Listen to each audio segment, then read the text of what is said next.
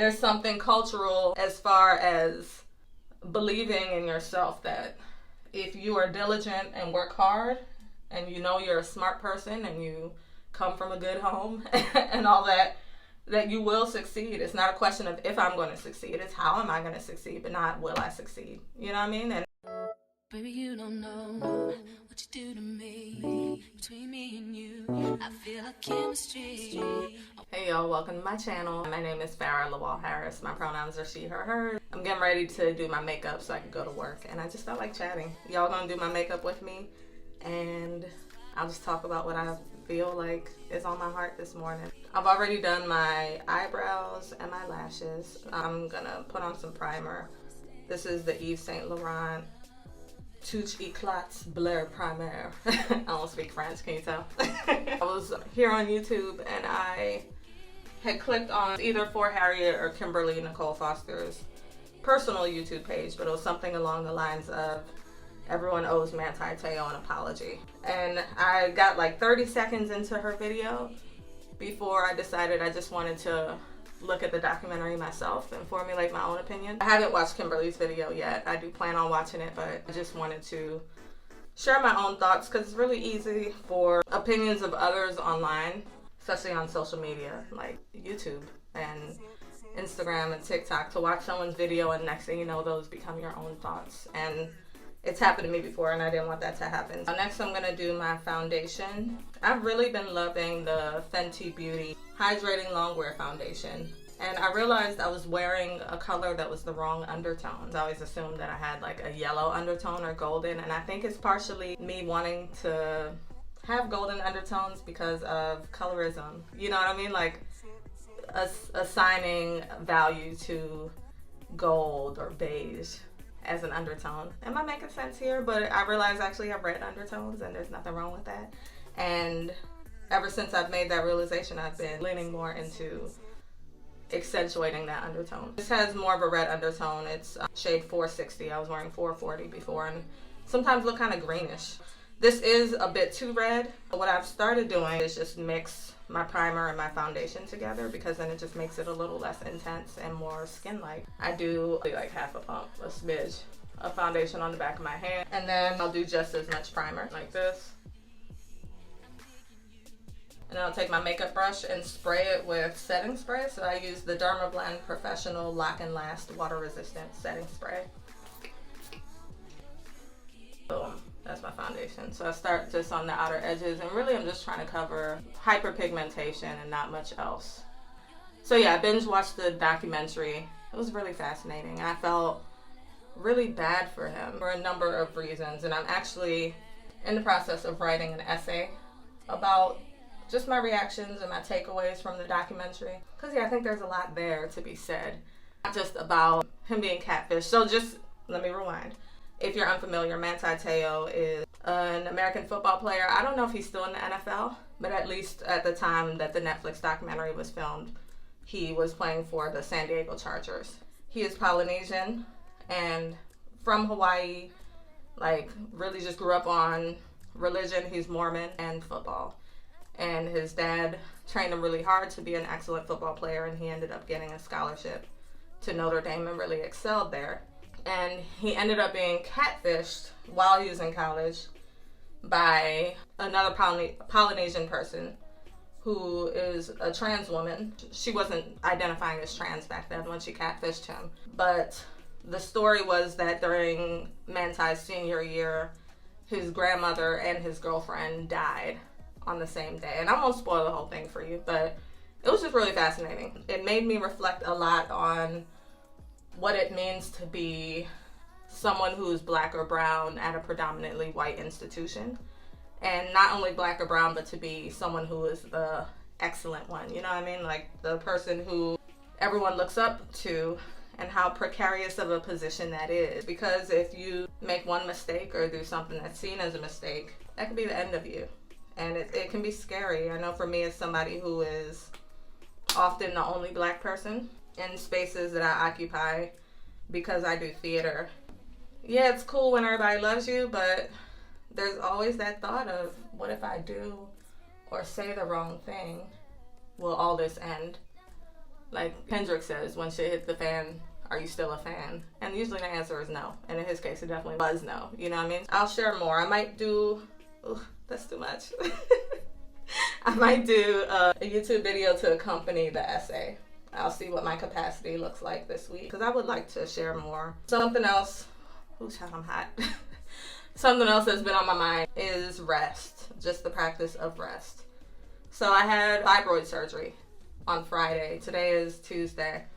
And it forced me to have to rest over the weekend because clearly I was incapacitated. I had major surgery, or surgery that was invasive, I should say. And it forced me to rest, and it just made me think about how it always takes some sort of serious health condition for me to sit down, and I'm trying to make it so that it's not so that rest just becomes a practice for me. Imagine that I become someone who just rests every day because that's what my body needs. One thing I started doing last week that's really been helping is having a cutoff time for social media. So I made it 10 o'clock because normally I be in bed like after midnight, to be honest with you. Even on weeknights when I have to be up, and I still wake up at like 5:50 a.m. during the week. And it's not working. I'm sleep deprived. I've been sleep deprived for years. And it shows on my body. I'm quite healthy. But physically I feel exhausted most of the time. I did the social media cutoff time. I started setting an alarm for 10 p.m.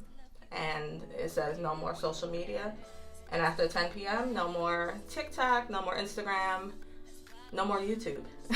Watching people's YouTube videos. I've been trying to limit my screen time, and I could keep it to just like listening to music, so I'll just put it on Tidal. Or even last night I just didn't listen to anything. I just sat with my thoughts while I cleaned up the kitchen before bedtime. I wrote in my journal, and that felt really good, just to remove myself from screens and really from other people's voices.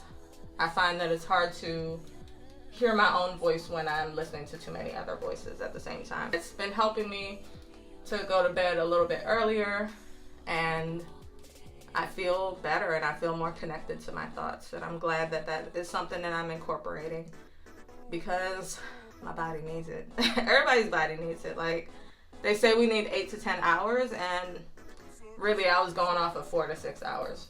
And I just turned 38 in July, and I'm really wanting to live long. And you know, I made dietary adjustments. I'm pescatarian and I don't eat dairy, and that made a lot of positive impact on my body. I've started working out again, but like sleep was kind of the final thing that I needed to start doing. So I'm proud of myself for doing it. I look forward to keeping it up. Okay, the third thing on my heart. So this year I've been kind of trying on the identity of content creator. That's why I'm here. Social media influencer. And it's been really interesting of a journey. I made a really big decision at the start of the year to leave a theater company that I was very committed to, because I simply just didn't have the time or physical or mental capacity to do the job right. And that was such a huge life change for me that, I don't know, I just started moving different altogether. I'm about to do my concealer. e.l.f. Hydrating Camo Concealer in a satin finish. I like it a lot, but it's real messy. Like, I don't know, it kind of leaks out the bottle, but I like the texture of it. It's real thick. So this shade is 84840 Deep Cinnamon. What I do is just put a little bit on the back of my hand and use it that way, just so I don't use too much. Like, I used to just put this on my face and you end up with just way too much concealer. So I'll do a little bit, and then when I need to add more, I just add more.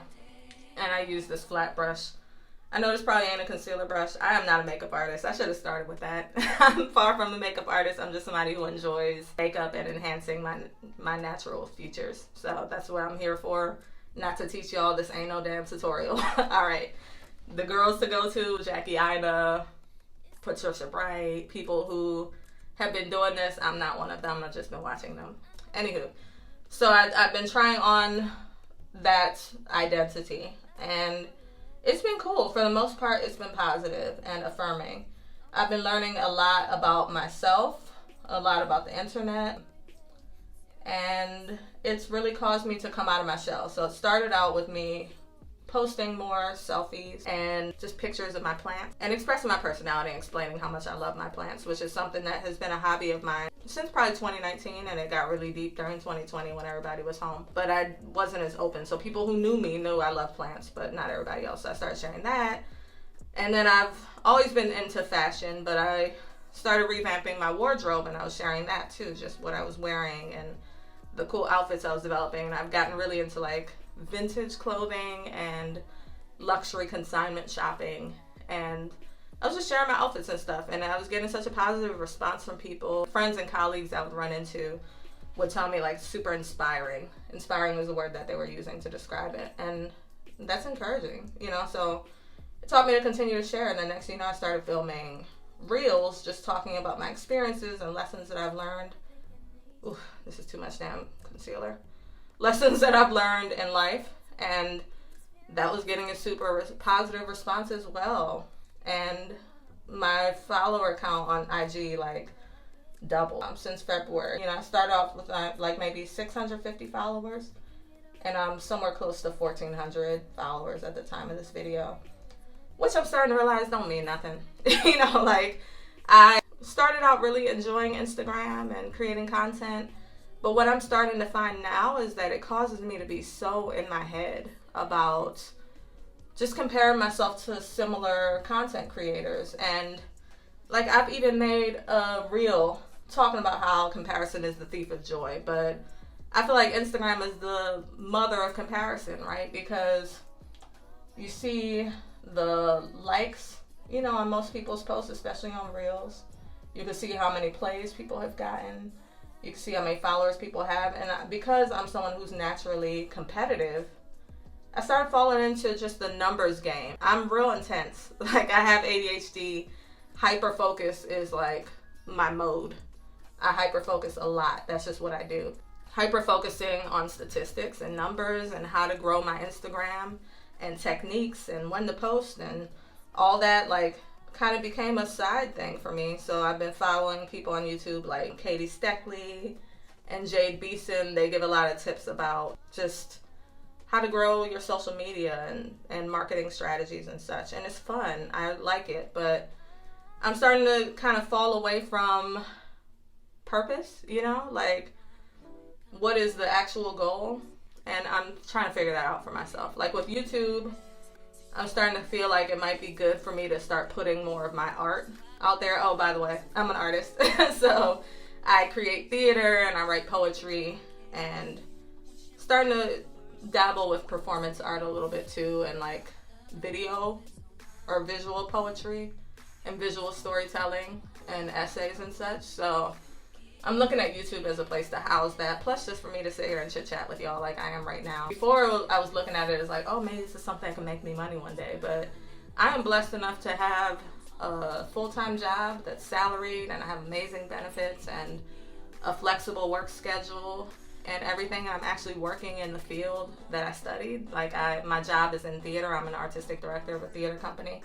Honestly, I don't need the money from Instagram or YouTube or whatever. So like it has to be deeper than just money or financial means. And like it takes people years to get to that point, if they even do, of actually being able to monetize what they're doing online. And like that can't be the only goal. I was talking to a fellow YouTuber and she let me know, she's like, even when you do start being monetized, it's pennies. So like if that's your only reasoning for being on here, it's going to become a second job that doesn't really pay that well. And I can't do that. I don't work for free now. So if this starts feeling like work and it's me working for free, that kind of sucks the joy out of it. Now I'm just doing it for the fun and for community and connection. I've been meeting some cool people online, and I really like that on each platform. So I started doing TikTok a little while ago, and TikTok is fun and like just less pressure filled for me so far than Instagram, because it's less about stats and it's more random as far as who gets to see your content. But yeah, doing it for the fun and doing it for community, I think is ideal. I've been thinking about the communities that I feel like I should tap into. Clearly Black folks. I'm also interested in being in community with other first generation folks. specifically Africans. I'm Nigerian, I'm first generation Nigerian. And it's a very unique experience to be first gen. And I'm interested in just building more community with folks like that, because you're kind of without community when you're first generation, except for with other first generation kids. Because for me, I was born in the United States. I've never been to Nigeria, but I was raised by two Nigerian Yoruba parents in a pretty traditional way, but then there's some Americanisms in how I was raised too, because my parents have been here since the 1960s. In college, when I joined the African Club, I wasn't Nigerian enough. Like, no one ever said that to my face, but I felt it. You know what I mean? Like, I don't speak Yoruba. Feeling kind of out of place. But then with Black American friends, it is a different upbringing. I remember one of my best friends in high school telling me how much of a privilege it is to know my ancestry, to know where my people come from. This is the country, this is the language, these are the traditions. And I don't take that for granted. But it is a different upbringing. I remember in college, I was speaking to a friend of mine, and he was asking, what is it about you Nigerians? What do they tell y'all growing up? Because the amount of confidence y'all exhibit and have in yourselves is out of this world. And it's true. It's true. I think there's something cultural as far as believing in yourself, that if you are diligent and work hard, and you know you're a smart person, and you come from a good home and all that, that you will succeed. It's not a question of if I'm going to succeed, it's how am I going to succeed, but not will I succeed. You know what I mean? And I suppose that is rare, or not as common. It's Black folks who have been more of the recipients of systematic oppression and racism in this country. I definitely have been a beneficiary of that too, but it hasn't been generations and generations and generations. Like, part of my lineage, I'm sure, was here as enslaved people, but it's just not the same. Let me know if that makes sense. Anywho, I'm using the Sephora Micro Smooth Multitasking Baked Face Powder. I like this stuff. So yeah, I just use this as a setting powder, and try not to use too much, because when you use too much powder, you kind of start looking cakey. And I'm not trying to look open casket sharp. I'm just trying to look kind of like my skin, but better. That's what I go for with makeup these days. Like, I used to do the full beat. Like, I look back at pictures of myself. Like, the way to know what phase of makeup I'm in is to look at my eyebrows. And like, y'all, my eyebrows used to be intense as a mother. Like, they used to be so intense, and they're still kind of intense, I'm not gonna lie. I like my thick brows. They used to be super intense, and it was like full beat. And I didn't realize that, like, watching these tutorials from Miss Adriana and Shan XO, like that full beat look is not everyday makeup. Like, people who are makeup influencers do that for looks and for pictures and for videos, but they're not walking out like that every day. And I was doing that every day. Like, spending 45 minutes to do my makeup every day. Who has the time now? Especially now that I have a kid, I don't do all that. So next I'm just gonna do my eyeshadow and blush, which is the same color. So I use the Sephora Pro Face Palette. This is the deep one. So for Black folks, people with deep skin tones, I love it. This is what it looked like on the inside. Really the only colors that I use are this one and this one sometimes. This is real dark. So like, back when I thought I needed to contour my face in order to be done, which I don't do that shit no more either. I was using that. Now it's too intense. And I try to control it. I need to put my hand more toward the edge of the brush so it's not too intense. It's not too scientific. This is just my everyday, I don't have to think about what I'm doing with my makeup look. And it works. It's real subtle. It's kind of, I hesitate to use this term because people are very particular about aesthetics and stuff, but it's kind of a soft glam look, or at least soft. I don't know about glam. Yeah, just with the social media. I think I'm gonna pivot and kind of just reevaluate what is my mission, because as an artist, like, I have a job, as I mentioned, but I do freelance. I love doing freelance writing projects. Primarily my freelance writing has been for writing plays. I'm a playwright. But I'm trying to expand and write essays and maybe even social commentary, who knows. I think the sky's the limit, but I'm trying to expand just the amount of writing that I do. So yesterday I kind of just took a moment. It's like, okay, instead of trying to come up with an Instagram reel subject and put it out there and in peak hours and then lament over how many people are liking it or watching it. Like, that's not good use of my time. So I started revamping my personal website, turning it into a blog, and I looked at another content creator whose content I really enjoy, and looked at her personal website and how streamlined it was. And the person who I'm referring to is Politics and Fashion. Tashira, she is so dope. She's so dope. If you're into fashion, like, or just how to develop a capsule wardrobe or how to find your personal style, she is awesome. She's one of my favorite YouTubers, and we go to the same barber. I looked at her website and how streamlined it was, and I remember she was talking how one of the lessons that she learned as a content creator is to just get off of Instagram. And she talked about how she gave away so much of herself for free on Instagram instead of just investing her time in her personal website and creating an ebook and a YouTube channel where at least you can get some sort of remuneration one day. But Instagram, what's the reward really outside of likes and shares? It's just super ephemeral. I'm about to put on a little blush. Following her advice, taking a step back, I'll still post on Instagram. I really enjoy posting stories and interacting with my friends that way. I don't know, I think I was putting too much stock into IG instead of really thinking about what are my goals. And I know in the past I've booked work from just my personal website, from having work samples on there. There were a couple videos of me performing poetry, and I booked a local commercial and a long-term voiceover gig just from those. So I need to be more strategic about just how I'm spending my time online. So I started revamping my personal website. I made some changes. Check it out, farrahLawalharris.com. Just reevaluating, because I'm somebody who has a lot of ideas and a lot to share, but very little time and very little capacity. Like, I have a 6-year-old, I'm married, I have chronic pain, 2 living parents who live nearby who I still need to see and want to be around. I have siblings, I have nieces and nephews. I got a lot going on, y'all. On top of that, being an artist and having a full-time job that's creative and not, it's not a job that I could just go and sit and, zone out. I'm the person who's responsible for the creative direction of my organization. There's just not a lot of capacity. I don't want to be wasting time, essentially. I'll still be sharing my looks, too, because I love to dress. I'll be sharing, little thoughts here and there, but it can't just be that I become the person who has the daily wisdom. Like, nah, I'm not a life coach. I'm not a pastor. I'm not, I can't base my online presence off of that, because it just doesn't feel true to who I am, and I have a lot more to offer. And I don't think those are the things that are most interesting about me.